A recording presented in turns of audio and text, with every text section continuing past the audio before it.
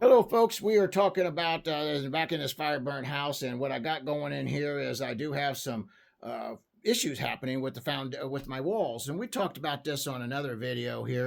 But look here, this is when they was building this. Look at this.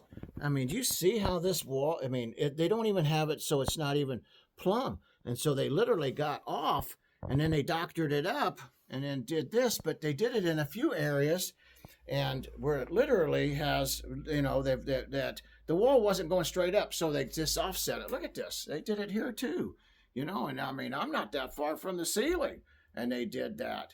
And of course, I got a crack going on in here, so I mean, I got some structural issues all over this here house. Truth is, this house couldn't be rebuilt. It's literally structurally compromised. It would cost more to ever try to fix this than it would be just to rebuild it, especially in this particular neighborhood that this is being built in. This is one of the infields where literally it will be big rich houses versus these little houses. Anyway, folks, hey, thanks for watching our videos. Hit like, subscribe, share with your friends. We appreciate you. God bless.